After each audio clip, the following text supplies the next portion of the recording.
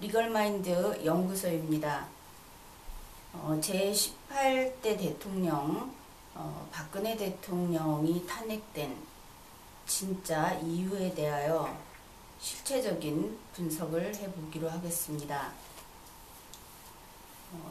최근 박근혜 전 대통령이 그 피고인으로서 재판정에 나온 모습이 언론에 보도되었습니다. 현재 다루고 있는 것은 대통령이라는 지위에 있어서 그 대통령이라는 국가기관이 재판을 받는 것이 아닙니다. 박근혜라고 하는 개인이 재판을 받고 있는 것이죠.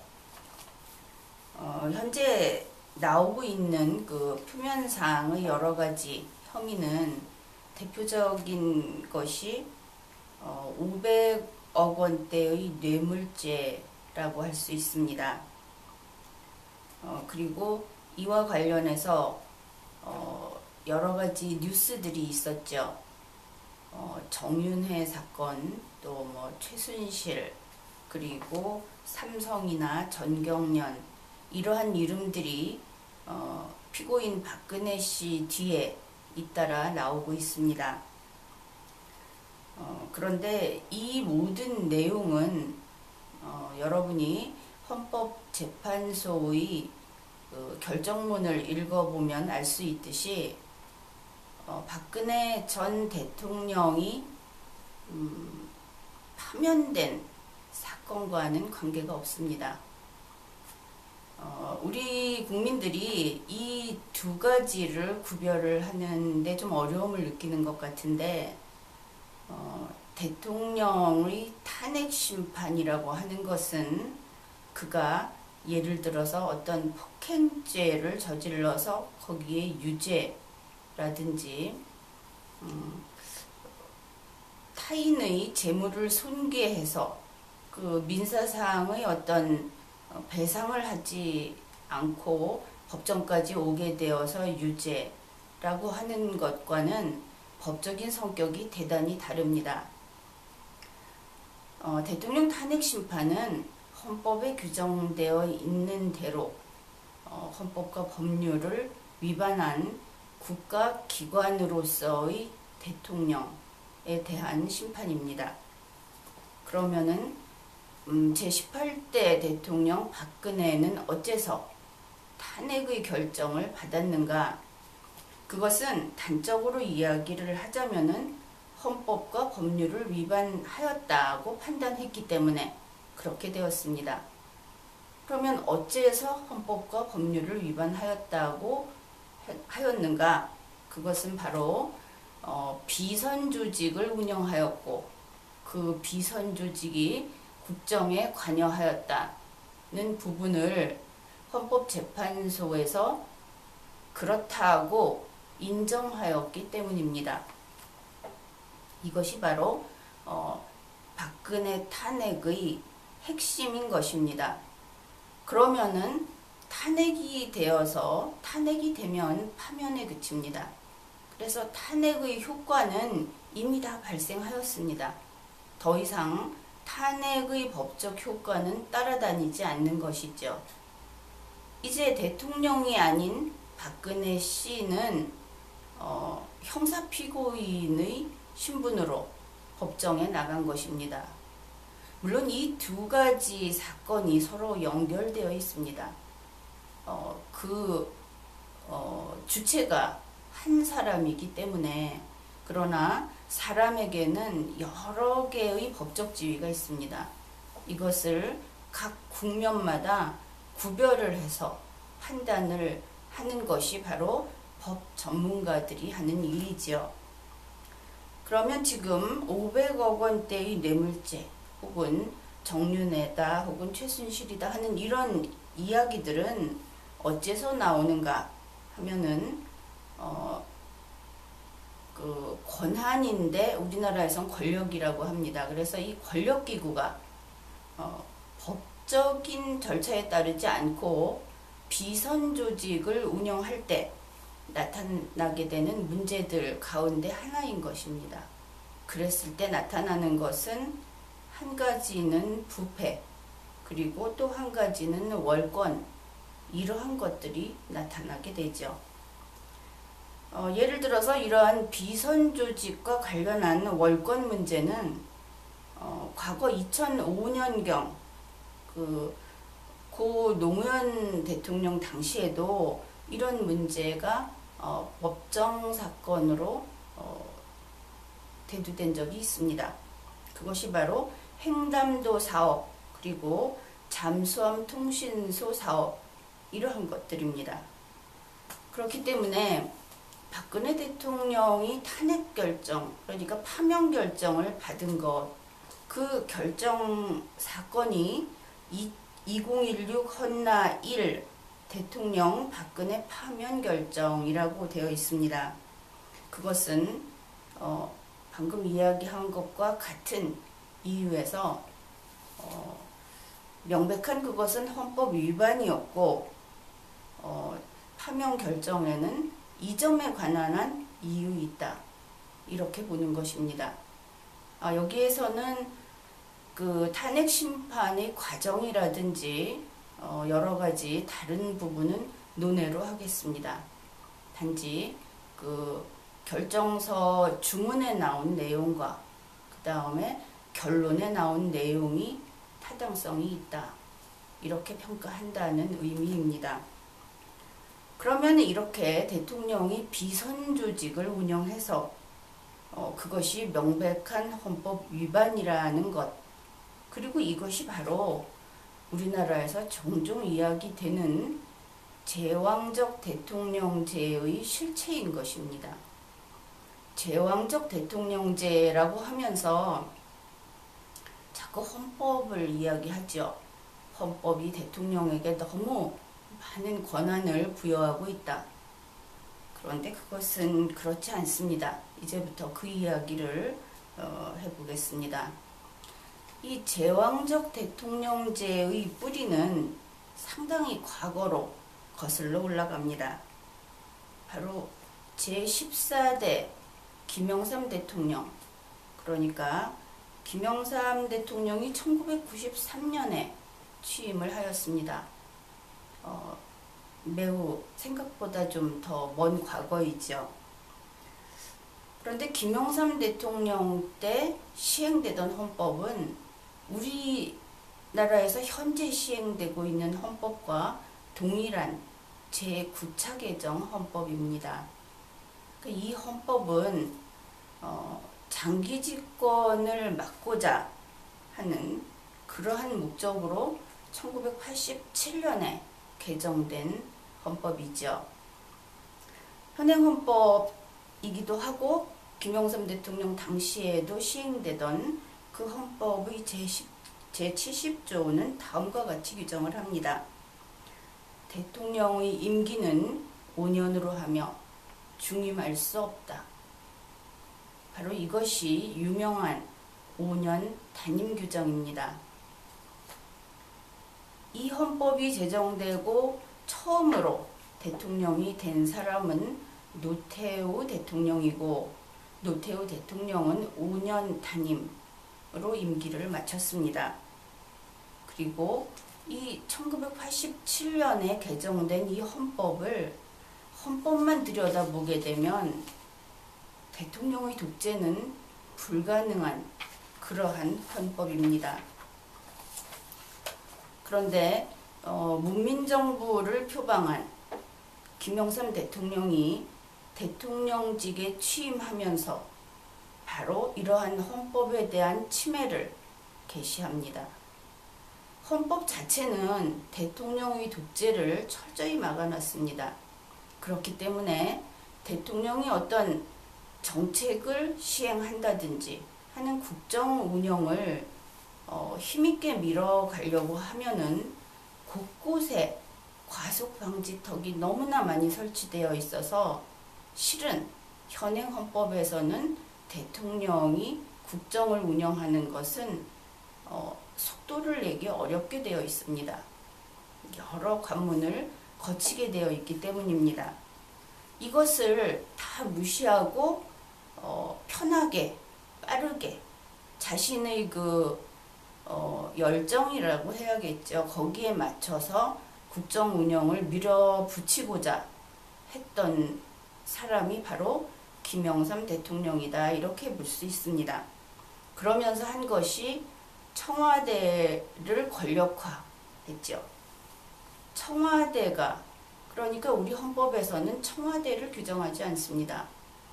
청와대는 헌법기관이 아닙니다. 그런데 대통령이 머무는 곳으로 대대로 이어져 온 그 청와대를 정부 위에 있는 국가기관으로 만드는 것, 그것이 바로 청와대 권력화입니다. 이렇게 함으로써 제왕적 대통령이 탄생한 것이죠. 그런데 이렇게 되면서 김영삼 대통령의 아들에게는 역시 제왕적이다 보니까 황태자라는 호칭이 붙었습니다. 그렇긴 하지만 다행히도 이러한 헌법 침해의 폐해는 그렇게 크게 나타나지는 않았습니다.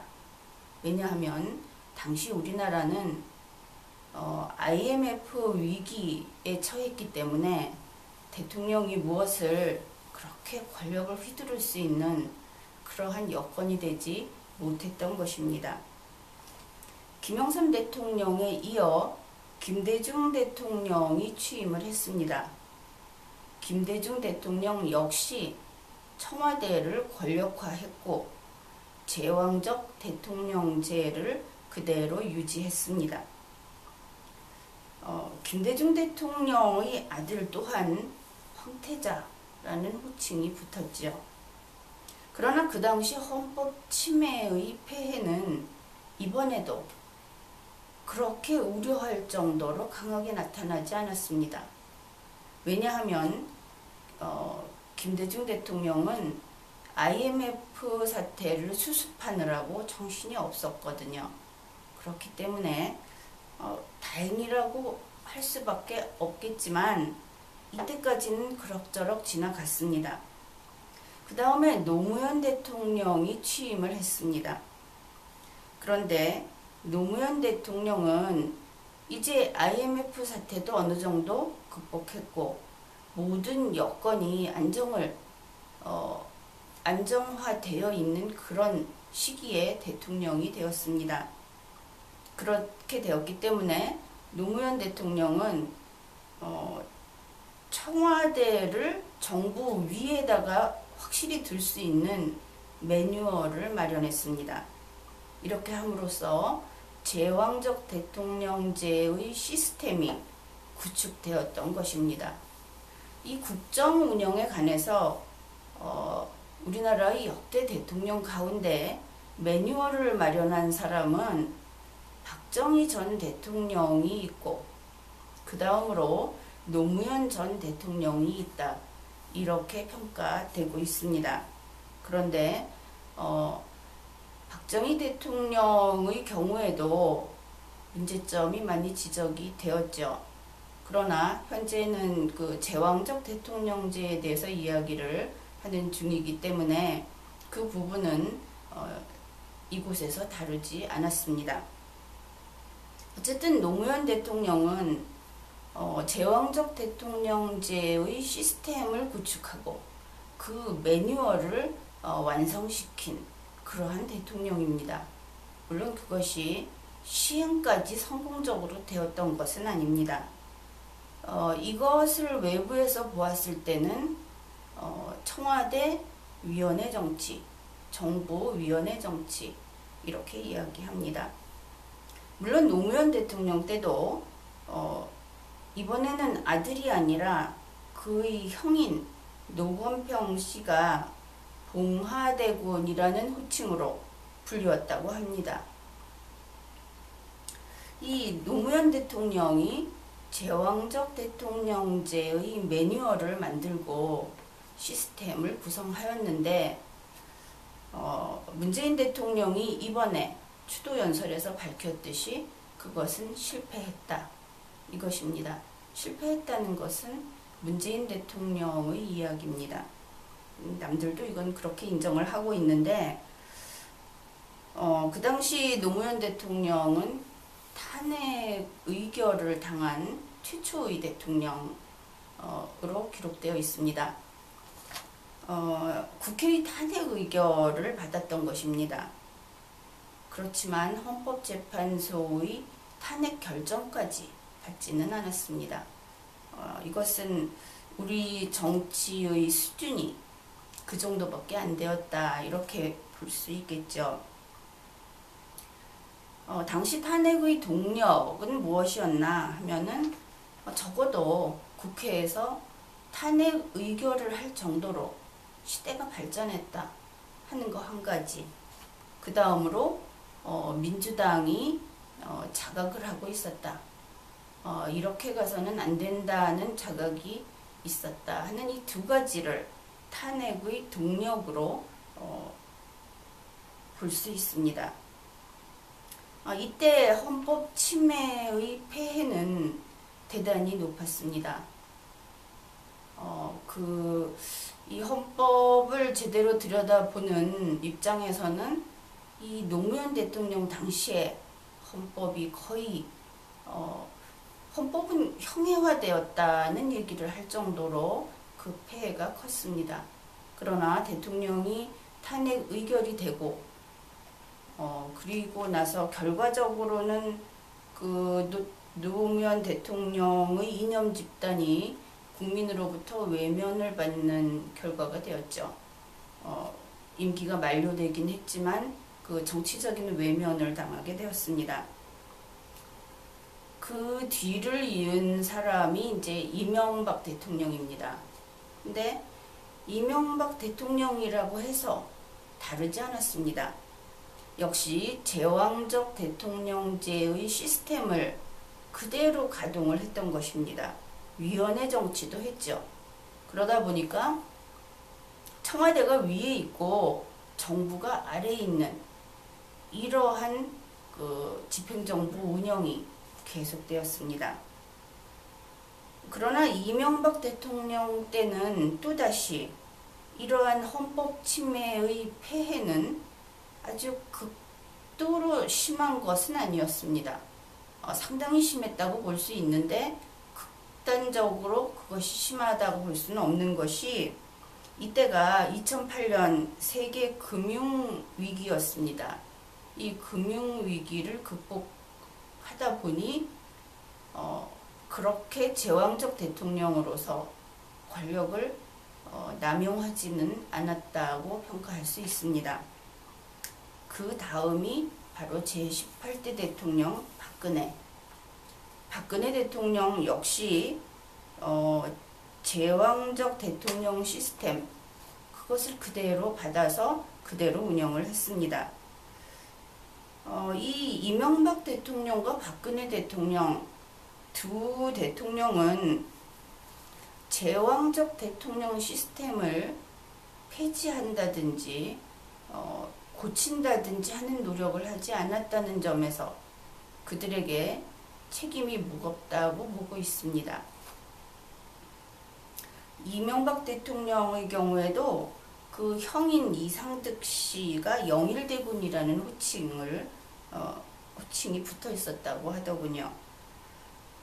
그리고 박근혜 대통령 때는 드디어 그 십상시라고 하는 내시가 등장합니다. 이렇게 됨으로써 박근혜 대통령 자신이 왕이 된 것이죠. 왕으로 취급을 받았습니다.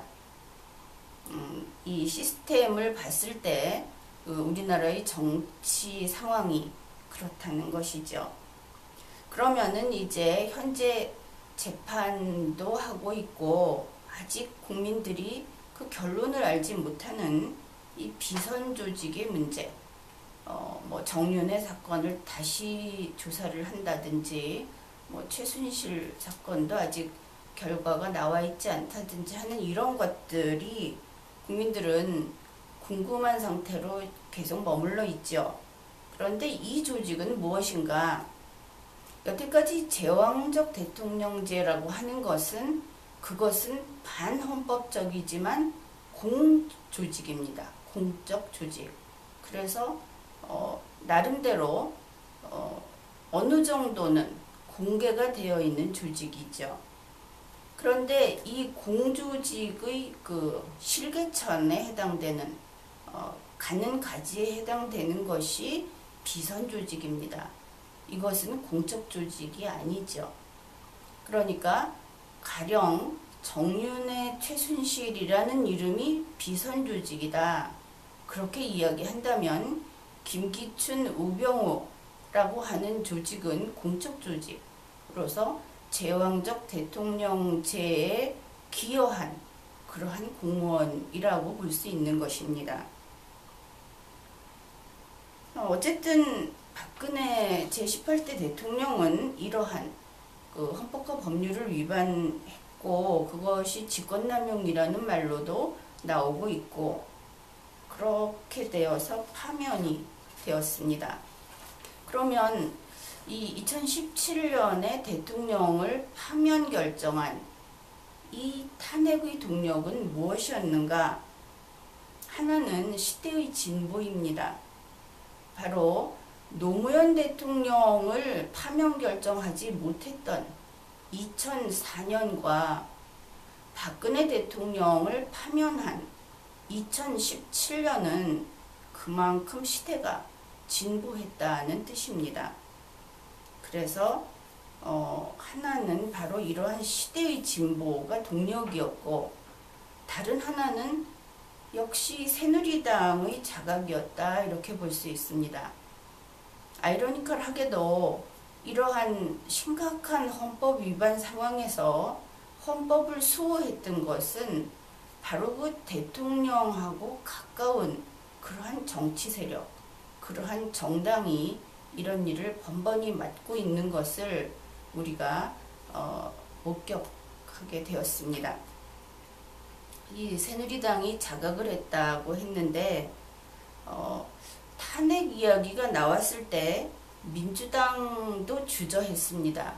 왜냐하면 이것은 1993년 이래 노무현 대통령도 그 전에 김대중 대통령도 늘 있어 왔던 그러한 대통령 독재였습니다. 헌법을 무력화시키고 청와대를 가지고 정치를 했던 이러한 대통령 독재였고 게다가 노무현 매뉴얼이라고 하는 것도 버젓이 있고 그 이후 대통령들이 이 노무현 매뉴얼을 계속 활용을 해왔습니다. 그런데 이번에 그 비선조직 사건은 이러한 제왕적 대통령제의 부작용에 불과한 것이었죠. 그러니까 민주당도 그것을 탄핵까지 몰아갈 수 있을 것인지 확신하지 못했던 것입니다. 그런데 어쨌든 새누리당의 자각이 이 탄핵을 밀어붙였고 그 결과 새누리당은 두 동강이 났습니다. 대통령의 독재에 맞서다가 중상을 입은 셈이죠. 그리고 나서 2017년 5월 10일 문재인 대통령이 제19대 대통령에 취임하였습니다. 문재인 대통령은 취임하자마자 노무현 시즌2를 선포하였습니다. 무려 14년 전 노무현 매뉴얼로 그리고 세상에서는 그들을 노무현의 가신이라고 부르는 사람들을 불러들여서 노무현 시즌2를 선포했던 것입니다. 그러면 문재인 대통령은 그야말로 노무현의 제2대냐? 그런데 사람들은 그렇게 이야기하지 않습니다. 현재 문재인 대통령에게서 노무현의 매뉴얼을 보고 게다가 YS의 제왕적인 어떤 독재적 기질을 보고 DJ의 대북 정책을 보고 게다가 박근혜 대통령의 그 무능한 개인적인 능력을 본다. 이렇게 이야기를 하고 있습니다. 지금까지 1993년 이래 쭉 계속되어 왔던 그 헌법에 위반되는 왕들의 종합 세트로 보인다는 뜻입니다. 그러면 왜 이렇게 된 것일까? 그것은 노무현 전 대통령은 혁명가라고 할 수 있습니다. 그러나 문재인 대통령은 혁명가와는 거리가 먼 사람이죠. 그는 천상 변호사라는 이야기를 듣습니다. 노무현 대통령이 변호사였지만 그 사람을 보고 아무도 변호사라고 하지 않습니다. 그는 이념적인 리더였고 혁명가였다, 이렇게 이야기를 하죠. 그렇기 때문에 문재인 대통령에게 노무현식의 혁명은 힘겨운 일입니다. 결국 그 때문에 현재의 문재인 대통령에게서 사람들은 김영삼 버전의 제왕적 대통령의 모습을 보는 것입니다. 그렇지만 지금까지 노무현 대통령의 탄핵에 실패했고 박근혜 대통령의 탄핵은 탄핵 결정을 했습니다. 이제 시대가 바뀌었습니다. 그렇기 때문에 또다시 이번에 문재인 대통령이 헌법을 침해하고 그 결과 대한민국을 파멸의 길로 몰아간다고 하면 그는 파국을 맞이할 수밖에 없습니다. 헌법과 법률을 위반한 사람은 반드시 법적인 책임을 지게 되기 때문입니다. 그러니 문재인 대통령은 즉시 잘못된 길에서 돌아오십시오. 그리고 헌법을 수호하십시오. 그리고 이 나라의 모든 정치 세력, 정당, 그리고 국가 삼권의 모든 구성원은 헌법을 수호하는 길에 나서야 합니다. 헌법주의가 제대로 가동되지 않으면 삼권의 견제 기능이 작동하지 않습니다. 이제는 우리의 헌법을 개정하여 제2차 봉인을 하는 수밖에 없습니다. 이것은 중임이나 연임의 문제가 아닙니다. 이제는 청와대를 폐지해야 합니다. 대통령은 집행정부의 일부이고 일개 기관에 불과하다는 사실을 명시해야 합니다. 이번 회는 여기까지 하겠습니다.